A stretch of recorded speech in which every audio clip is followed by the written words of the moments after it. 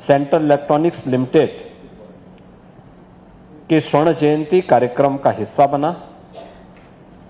केंद्रीय मंत्री डॉक्टर जितेंद्र सिंह जी के साथ हम लोगों ने एक डाटा सेंटर का भी, ग्रीनफील्ड डाटा सेंटर का भी यहां पे शिलान्यास किया है।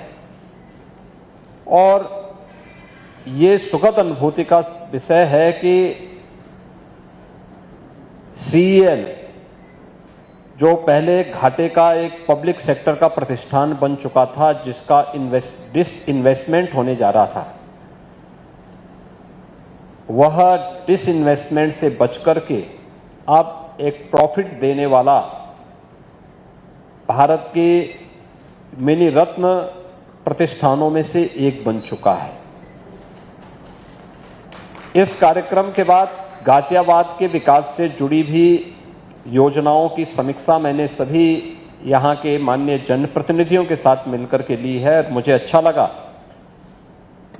कि पिछले 8 वर्ष में आदरणीय प्रधानमंत्री जी की प्रेरणा से, उनके मार्गदर्शन में जो कार्य हम लोगों ने उत्तर प्रदेश के अंदर किया है, गाजियाबाद आज एक नए गाजियाबाद के रूप में चमक रहा है। गाजियाबाद का परसेप्शन बदला है। जिस गाजियाबाद के नाम पर कभी अपराध और गैंगवार की फिल्में बनती थी, आज वह गाजियाबाद विकास, स्वच्छता और सुव्यवस्था का एक मॉडल बनकर के उभर रहा है।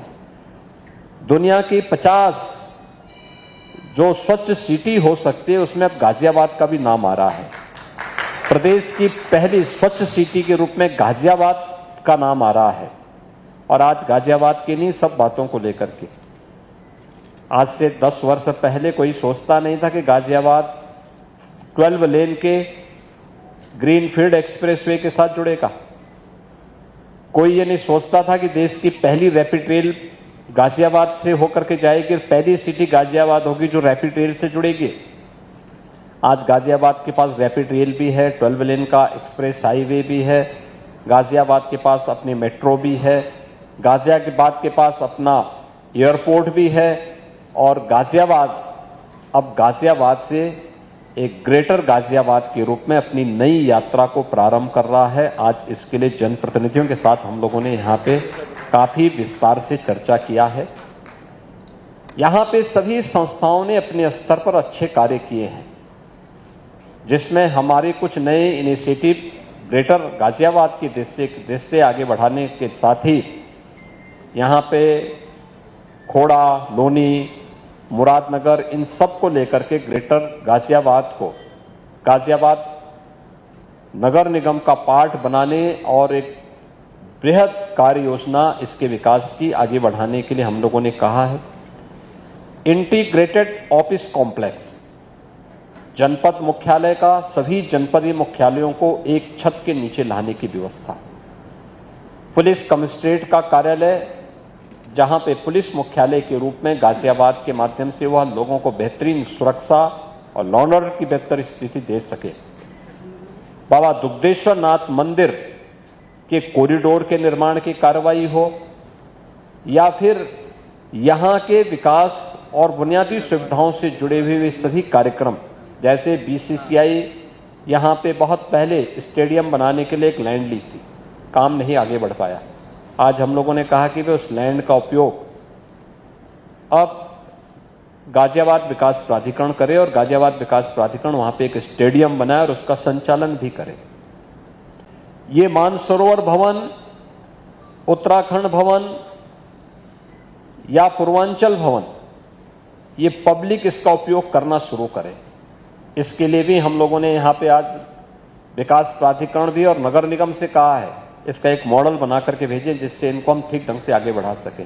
एक नदी के पुनरुद्धार की कार्रवाई को आगे बढ़ाना, पिछले कुछ वर्षों के अंदर उठाए गए कदमों का परिणाम है कि गाजियाबाद में ग्रीनरी का लेवल बढ़ा है। गाजियाबाद अब एक शुद्ध सिटी के रूप में आगे बढ़ा है, सुंदर सिटी के रूप में एक नई यात्रा को आगे बढ़ाया है।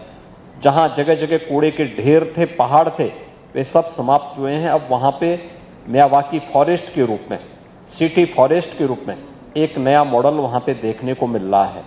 ऐसे ही यहाँ पे बहुत सारी इनिशिएटिव लेने हैं। ऐसे ही हिंडन नदी कभी यहाँ की पहचान थी। हिंडन नदी के पुनरुद्धार की कार्रवाई, प्राकृतिक पद्धति से उसके शुद्धिकरण की कार्रवाई, उसके दोनों ओर व्यापक वृक्षारोपण के कार्यक्रम, एक पेड़ मां के नाम पे लगाने की कार्रवाई, इस कार्यक्रम को भी युद्ध स्तर पर आगे बढ़ाने के बहुत सारे मुद्दों पर, यहाँ के डेवलपमेंट के मुद्दों पर, यहाँ की बुनियादी सुविधाओं के मुद्दे पर, यहाँ के रोजगार के मुद्दे पर, विभिन्न मुद्दों पर आज चर्चा हुई है। बहुत सार्थक चर्चा रही है और मुझे पूरा विश्वास है कि विकास की ये यात्रा डबल इंजन सरकार की इसी प्रकार से आगे बढ़ेगी। जनप्रतिनिधियों के सुझाव और उनके द्वारा ले जाने वाली कोई भी इनिशिएटिव को प्रशासन जमीनी धरातल पर उतारने का काम करेगा। इस विश्वास के साथ समीक्षा बैठक के साथ मैं यहाँ पे आया था और ये मेरा सौभाग्य है कि कैलाश मानसरोवर की यात्रा के इस पहले जत्थे को यहाँ से रवानगी करने के लिए मुझे यहाँ पर उनको किट उपलब्ध करवाने का एक अवसर प्राप्त हुआ है। मैं एक बार फिर से इन सभी तीर्थ यात्रियों के प्रति अपनी मंगल में शुभकामनाएं देता हूं। इनकी यात्रा की सुखद यात्रा की कामना करते हुए अपनी वाणी को विराम देता हूं। धन्यवाद। जय हिंद।